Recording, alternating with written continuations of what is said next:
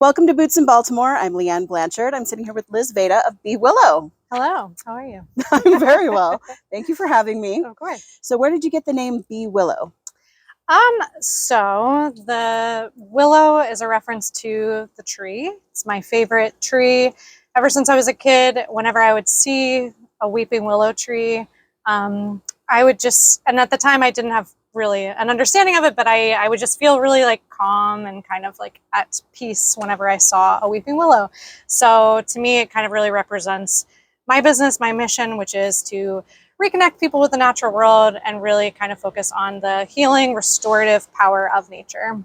It's beautiful. And B was arbitrary because willow just sounded empty. It needed something else. So embarrassingly, it was kind of arbitrary. I love it. Okay. Now, I watched through the shop. You have a lot more than just plants at the shop. So what else can people find here? Yeah. I like to kind of think of us as like the nature store in some ways, if anyone remembers that from the mall back in the day. But different, kits, various body care, anything that really kind of represents the natural world, whether by, experiences. So we have like a kids section where we have paint your own little bird feeder, just anything that kind of really speaks to nature or is like naturally made or derived. So like the body care, skincare. But yeah, I mean, we carry everything related to plants. So plant care products, materials, soil blends, different amendments, pots, terrariums, potted plants, like gifts. So all sorts of stuff, really. And probably the most important is advice. That is true. Help. Yes. So, speaking of advice, you have a virtual consultation. What's that about? Yeah, so that came about during the pandemic, just since we, for a portion of time, we're not open to the public, the ability to kind of answer a lot of those questions that we regularly kind of go through in shop from people's homes. So that's definitely still something we offer and do for people who do have specific questions or want to show us things in their home. And that's what I was thinking. This is genius because you're not going to uproot your things to bring it in to say, what's wrong with this? Yes. Ideally not. Ideally not. Right. Yeah.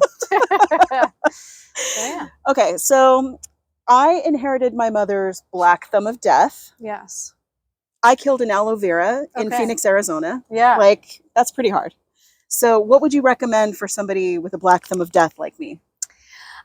So I guess the best way I like to kind of answer that question is comparing it to cooking. So as we go through life learning how to cook, I think we start off being terrible cooks. Maybe some of us have a natural talent, but it's all just cumulative learning. So you burn a dish and you make the dish again, and you might take it out of the oven a little sooner, right? You're going to apply whatever you've just learned to doing it better and better. It's the same with plant care.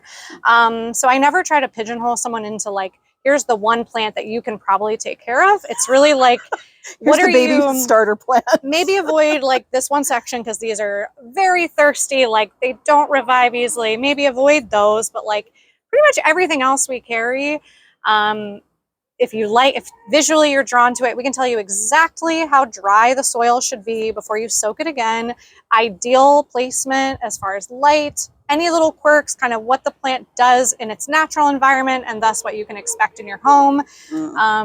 So yeah, I really do like to try to be a little more open-minded with people and really help explain that it is just learning. There's not, you're not born with a green thumb. You're born with the ability to observe, learn, digest, and apply that information. So basically what you're saying is there's hope. Oh yeah, for sure. All right. So then what's your favorite? Plant or flower? Well, it's a cop-out answer to say I don't have one, just because I'm thoroughly interested in ecosystems and just how plants have evolved in various ecosystems around the world.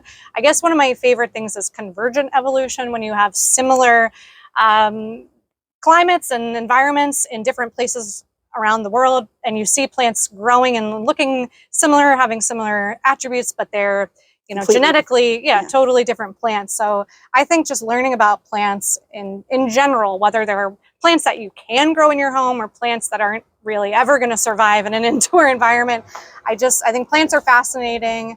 Plant blindness is a term which is very pervasive throughout the world, but basically people are more apt to notice animals. Let's say it's a scene where you've got a tiger and a bunch of different plants behind. If you say, what's in this picture? They'll say a tiger, and they won't necessarily always point to the plants. So I think just anything I can do to kind of help create a sense of awe and fascination for plants in general, rather than just like, oh, that one plant is something I like. It's like there's a reason to love every single kind of plant. We have them all for a reason. Exactly. Yeah. Makes sense. So I moved to Baltimore from Phoenix. I mentioned that before I killed an aloe vera. But I saw that you're doing some work with the Desert Botanical Garden on Conservancy, and that really piqued my interest because I've been there many times and it's awesome. Cool. Yeah. Have you been? Yes. It's so cool. Yeah. So what are you doing? I was surprised to see cactus in the shop. Yeah. So it's a little bit of a long story, but the simplest way to put it is I became educated about plant poaching and how cacti specifically a third of them face extinction. And plants kind of comprise the top 5 most threatened species, life forms on the planet. So plants are really under peril, more so than a lot of animals. Obviously there are some... But they get no press. They get no press, and that's where plant blindness also plays a role, is just in our society's kind of lack of prioritization for plants. So learning about kind of all of the different risks that plants in general, but specifically cacti and certain other things like cycads, various other types of plants face, Venus flytraps, kind of there's a lot of issues kind of with plants out there in the wild. But yeah, kind of trying to use what I do to help support the conservation of plants in the wild. My thought process is, if you love plants, if you are into plants, then that love should hopefully also apply to plants in general. And because there are so many factors that are actively hurting plants in the wild, like poaching, which is directly kind of part of the houseplant industry, you can't really separate the poaching of plants that's happening from the commodification of plants in our present day world. So it's all intertwined. So I didn't get into this to be a plant seller. I got into this to help society feel more connected to nature and to kind of learn that, oh, the industry I'm part of is actively hurting the environment or kind of leading to people being incentivized to poach plants from the wild. Doesn't sit well with me. So anything I can do to kind of help educate people about those risks, how to be an ethical plant buyer, to just see this as an opportunity to really like create awareness, help fundraise. Because you see that awareness in animals and you see that awareness in food, right? Which is plants too. But yeah, you don't think about it in terms of. I do know that digging out a cactus, like it takes 60 years for a saguaro to develop an arm, and you'll kill it if you take it somewhere. Exactly. So that makes sense to me. So why locate here in Remington? Yeah, well, I love Remington. It's a wonderful place to live and to work. But yeah, when I first started B.Willow back in 2014, I worked at a restaurant which was directly adjacent to the developer who's kind of like built up a lot of the neighborhood here in Remington, and just kind of threw out there to them, if you ever come across like a storefront opportunity, let me know, like I'd be interested at some point.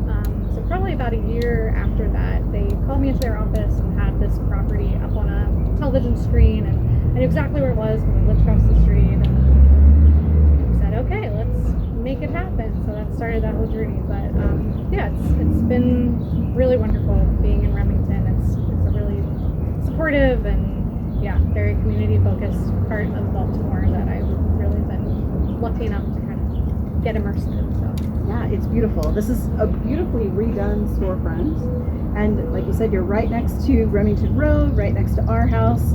So next time you're down having some food, swing on by. Because you guys are open when? Tuesday through Sunday, weekdays 11 to 7, weekends 11 to 6. And are you also on social media? Yeah, we are mostly on Instagram, B.Willow BMO. Awesome. Well, thank you so much, Liz. I really appreciate this. No worries. Thank you. This is Boots in Baltimore here in Remington. Come check out B.Willow.